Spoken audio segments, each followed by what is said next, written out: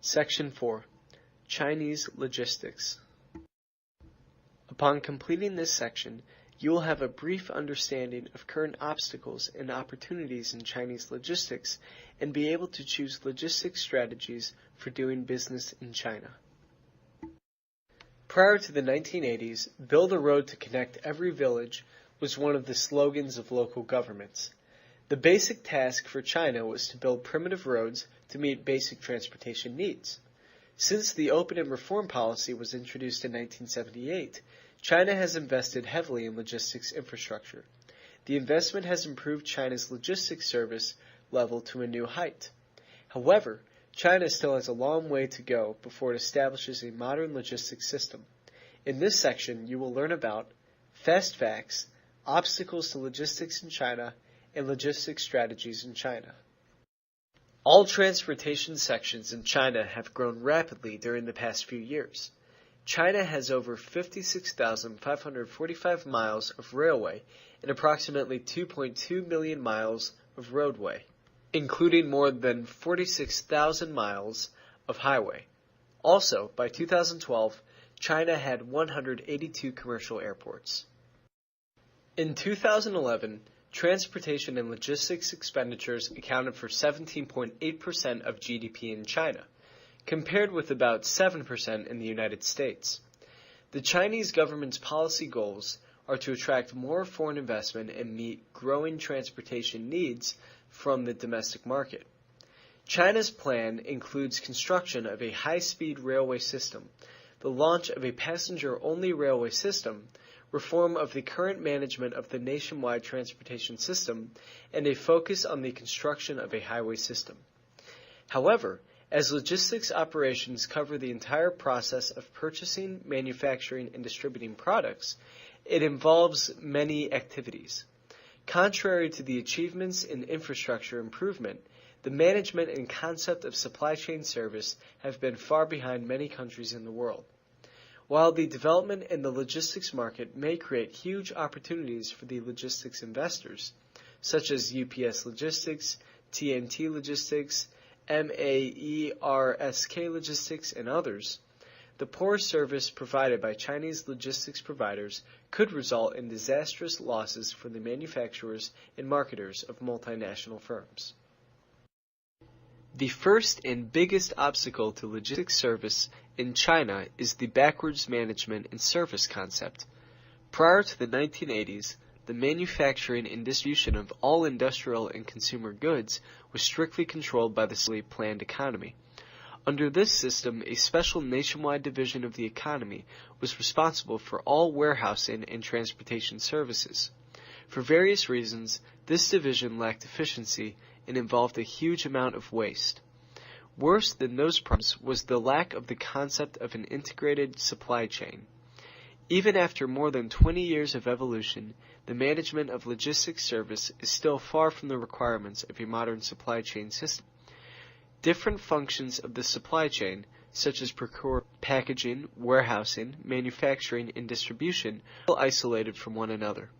Many firms still prefer to have their own fleet to accomplish logistics goals, leaving third-party logistics providers with minimum incentives to expand their service. Another obstacle is the infrastructure of logistics service. This not only includes the construction of railways and roads, but also covers law regulations, information technology development in logistics, and composition of transportation methods. The development of logistics in China has always been characterized by an imbalance between West and East, urban and rural areas, and among different transportation methods.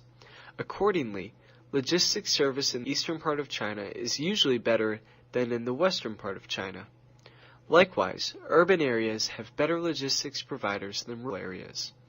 Railways and roads carry most of the freight, while airports and airlines remain the last choice for most firms. In addition, logistics is highly regulated by laws and regulations. Doing business in China requires one to think twice about the logistics before taking any action. As indicated previously, firms cannot expect China to provide comparable logistics service to the United States. Fortunately, Local logistics providers in China have improved their service in recent years. Furthermore, there are many joint ventures providing better management and service. Most of the firms doing business in China integrate the combination of a self-run transportation fleet, joint venture, and local logistics service providers into their logistics strategy. Some companies heavily rely on a local third-party logistics provider to coordinate all kinds of services. As most of the foreign investments in China engage in import and export of materials and finished goods, customs becomes an issue for their logistics strategy.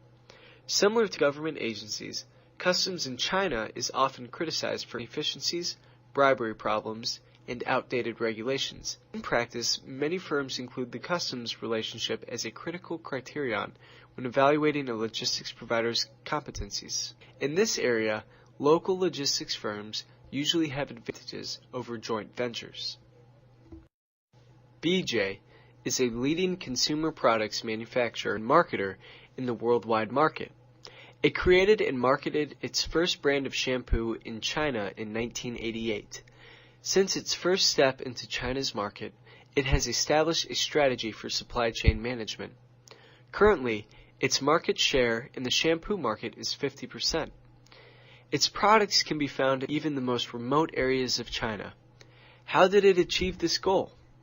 Its strategy included leveraging buyer power to minimize transportation costs on the inbound side, utilization of IT systems to manage inventory costs, and the development of a mixed distribution strategy where it included both joint ventures and local logistics providers. At the beginning of its logistics operation, BJ relied more on joint ventures, but at the same time continuously improved the capability of local logistics providers. Finally, by 2002, the local provider had become a leading third-party logistics provider in China.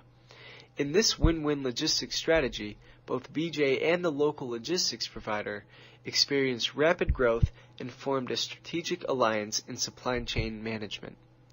Another approach for logistics service is Haier's strategy.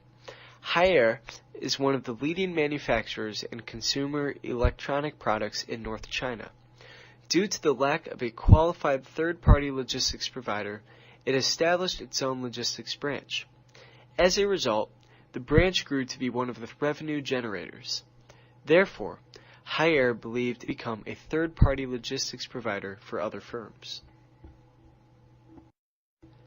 By now, you should have gained a brief understanding of the history and the development of the logistics service in China, and know how to develop basic logistics strategies.